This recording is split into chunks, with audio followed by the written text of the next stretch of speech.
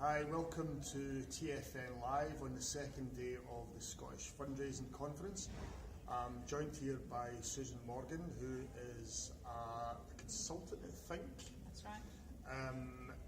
Susan spoke this morning about the role of mystery shopping in fundraising. Susan will explain a wee bit more about that. Welcome to TFN Live, Thank Susan. You. Thanks. I mentioned you work at your consultant think, and you mentioned this today that you had, I think it was 25 years experience in this sector. Yes, yeah. Could you tell us a wee bit about yourself and your background? Okay.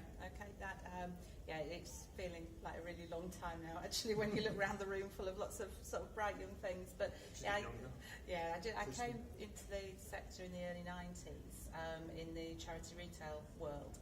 So I've very much got a kind of commercial approach to sort of fundraising, and I worked in house at a number of charities at their head offices in London, and then I moved from retail into community fundraising and events, so sort of with a more regional basis, and just sort of gradually evolved throughout time, and then came to work with Think about 9 years ago, and really specialising in community and stewardship activities and supporter care. But I also moved at that point from being in London to up in Yorkshire, so I now sort of am based from home, and have spent the last sort of 9 years working with Think on all manner of wonderful projects. But part of that has been the last 7 years developing the stewardship tracker mystery shopping programme for charities to help them develop a long-term view of their supporter relations. Okay. On the mystery, the concept of mystery shopping, I think. Can you tell us how that applies to the charity sector? Because I know that it's used in the private sector, and it may have a wee kind of whiff of, and you'll no doubt correct me for this, but corporate brutalism about it, about snooping on staff. How does that apply to the charity sector, and what can charities get out of it? Benefits?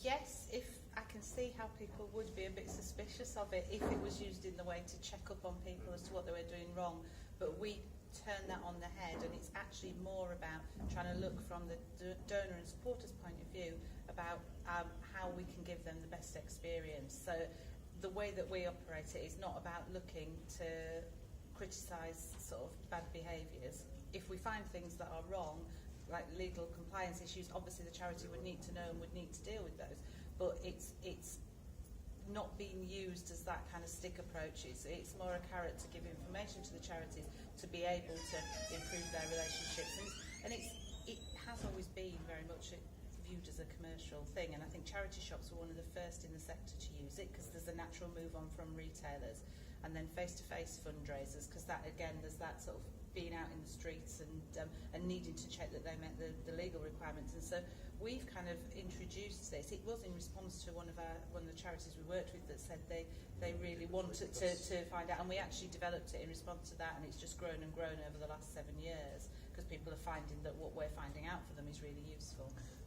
And it must be a pretty handy tool for finding out some of this information, because it may be the only way of getting access to some of the information about, in terms of, the ordinary person's approach to a charity or a fundraiser. It is, and I think the beauty of it is you're getting an objective point of view, because we all try and look at things, on a day-to-day basis and improve things, but you're looking at it with all that knowledge in your head about what's gone into thinking about, say, a campaign, or writing a sort of a piece of material, but actually being able to look at it objectively from somebody who's not seen it before and say, what does that say to them and mean to them?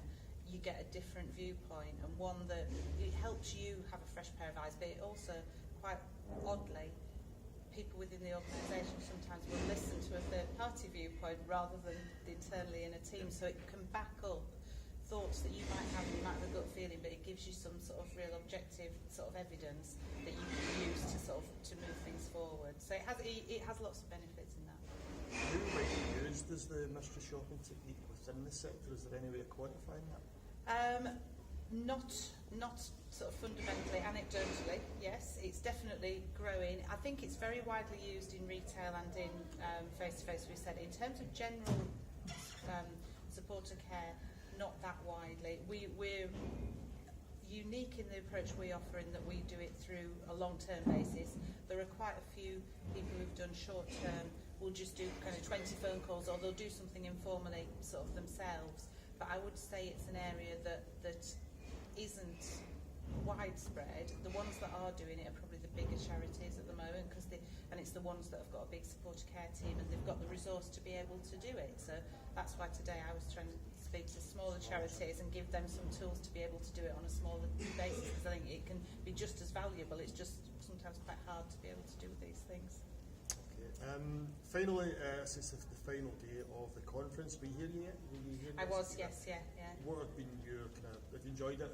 I have really enjoyed it. It's my first time here. I've been to other Institute of Fundraising sort of conferences. My first one in Scotland, so that was sort of a real pleasure to be invited here. It's been wonderful actually. I really enjoyed the awards dinner yesterday evening, hearing some of the stories, some of the fantastic sort of charities last night. That was excellent to hear that.